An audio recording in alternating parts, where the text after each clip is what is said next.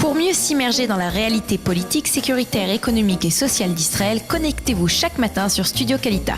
Daniel Haïk vous y attend pour sa revue de la presse. Voilà, c'est l'heure de la revue de la presse et des médias israéliens. Et comme je vous le disais, comme nous en parlions il y a quelques instants avec Maxime Pérez, alors que l'on parlait encore hier soir d'arrangement de cessez-le-feu entre Israël et le Hamas, cette situation s'est brusquement dégradée vers 21h au cours d'une opération d'une unité spéciale de l'armée israélienne à l'intérieur de la bande de Gaza. Le bilan, un officier supérieur de Tsahal a été tué, un autre sérieusement blessé. 7 terroristes palestiniens ont été tués. Et ce matin, bien évidemment, les quotidiens israéliens mentionne en évidence ce développement particulièrement grave. Israël Hayom titre « Incident sécuritaire grave dans la bande de Gaza ». Une force spéciale israélienne est entrée dans la bande de Gaza, apparemment dans la localité de Khan Younes, dans le sud, en véhicule civil. Cette force a été dévoilée par des terroristes. Il s'en est suivi une fusillade massive.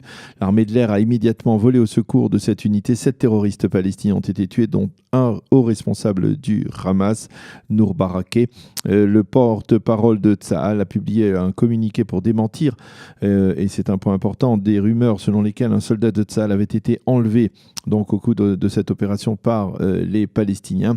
Le Israël Hayom appelle ses lecteurs à continuer à s'informer sur son site et sur ses applications.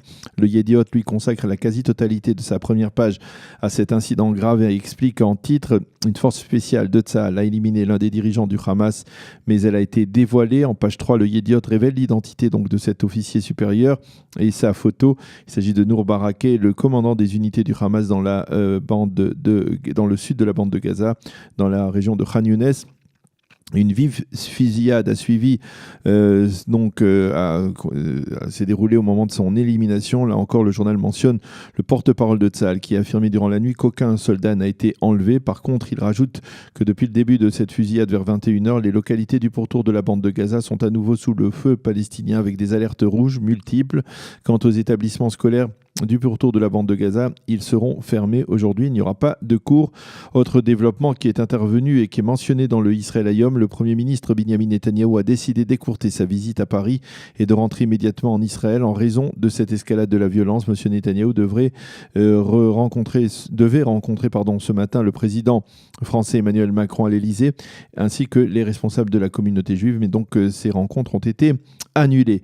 Le Israël Hayom mentionne ce matin en page 3 une sorte de déclaration, une forme de déclaration peut-être même prémonitoire du Premier ministre qui, dans sa longue conférence de presse hier après-midi devant des journalistes israéliens un peu surpris, une conférence de presse impromptue, a déclaré « Il ne peut pas y avoir d'arrangement à Gaza, comme il ne peut pas y avoir d'arrangement avec Daesh, comme il ne peut pas y avoir d'arrangement avec l'Iran », dit donc Binyamin Netanyahou. Ce n'est là que l'une des déclarations faites par le Premier ministre. Ariel Kahana, le correspondant politique du Israël Hayom, explique que durant cette conférence de presse, M. Netanyahou a tenté de justifier son feu vert à l'acheminement vers Gaza de ces fameuses valises bourrées de 15 millions de dollars en espèces, en cash, en provenance du Qatar. J'œuvre par tous les moyens pour restaurer le calme dans le pourtour de la bande de Gaza et pour éviter une catastrophe humanitaire. Nous ne craignons pas la guerre et nous étions à 2 doigts de la guerre, mais je fais tout pour éviter un conflit superflu, a donc dit Binyamin Netanyahou durant l'après-midi, quelques heures donc avant cette opération des unités spéciales de l'armée israélienne à l'intérieur de la bande de Gaza. D'autres titres en bref dans la presse et les médias israéliens de ce matin. Les journaux reviennent en évidence et en photo ce matin sur les cérémonies marquant à Paris le centenaire de la fin de la Première Guerre mondiale et ils nous montrent bien en évidence le couple Netanyahou au premier rang des chefs d'État de la planète, non loin de Donald Trump, d'Emmanuel Macron, d'Angela Merkel et de Vladimir Poutine. Et dans le Israël Hayom, Dror Idar, l'un des meilleurs éditorialistes du journal, qui d'ailleurs vient d'être nommé ambassadeur d'Israël à Rome, écrit « C'était très sympathique de voir hier Emmanuel Macron et Angela Merkel se donner l'accolade pour marquer la fin de la Première Guerre mondiale. Mais ce que l'on pourrait oublier, c'est qu'entre l'armistice de 1918 et cette photo, il y a eu une autre terrible guerre mondiale entre la France et l'Allemagne. La Seconde Guerre mondiale et la Shoah pour le peuple juif.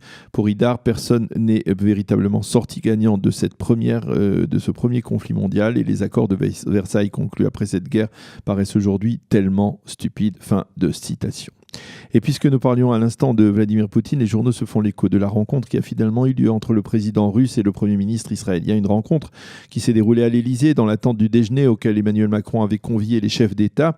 Une rencontre qualifiée de bonne et de concrète. ignanite par M. Netanyahou, mais ce matin, le site Ynet cite le Premier ministre israélien qui, dans la soirée, a avoué que la crise avec la Russie était bien plus sérieuse qu'on ne le pensait à l'origine en Israël. Apparemment, Vladimir Poutine aurait été touché personnellement par le grave incident de Latakia au début du mois d'octobre, l'incident au cours duquel, après une opération israélienne contre une base iranienne dans cette région, les forces syriennes avaient tiré sur un avion russe, provoquant la mort de 15 officiers et soldats russes. Donc apparemment, Vladimir Poutine tient Israël pour responsable de cet incident grave qui a coûté la vie donc à 15 officiers et soldats russes.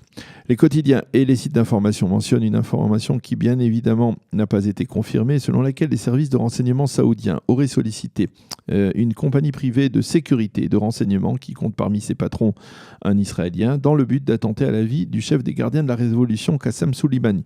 Cela se serait produit il y a un an au moins, mais on ne dispose pas de plus d'informations à ce sujet.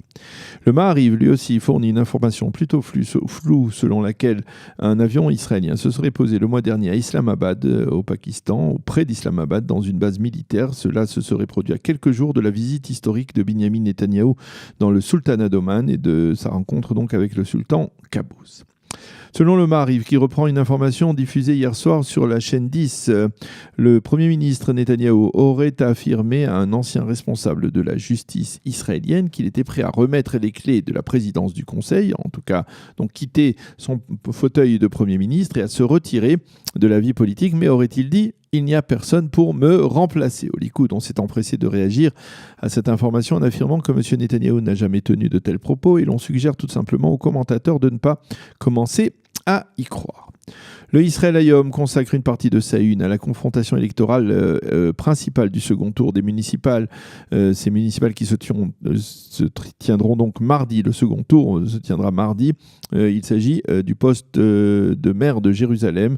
Une confrontation entre Moshe Léon, qui est soutenu par les orthodoxes, et Ofer Berkovitch, qui est le candidat plus laïque à la mairie de Jérusalem. Et le journal se fait l'écho de la comparaison, on va dire, très douteuse, faite hier par le ministre de l'Intérieur et leader du parti Chasse, Aryeh Deri, qui soutient ouvertement, on le sait, Moshe Léon. Aryeh Deri a assimilé dans une phrase très problématique Ofer Berkovitch au Satan. Un Satan qui aurait, dit-il, mobilisé toutes ses forces en perspective de ce second tour. Par la suite, Aryeh Deri a affirmé qu'il ne parlait pas de Berkovitch lorsqu'il parlait de Satan, mais ce dernier s'est insurgé, ce n'est pas le Satan, mais c'est Berkovitch qui s'est insurgé sur les ondes de Kol Israël contre ses manières de parler, de jeter l'anathème contre lui de la part d'Aryeh Deri. Voilà donc pour ce survol de la presse israélienne de ce matin. Il est 8h31 sur Studio Kalita. Nous allons marquer une pause musicale et nous allons prendre un petit peu de recul par rapport à l'actualité brûlante avec, dans quelques instants, Vincent Cheba de l'organisation NGO Monitor pour parler des difficultés de plus en plus évidentes de certaines ONG d'extrême gauche et même du BDS à financer leurs opérations anti-israéliennes.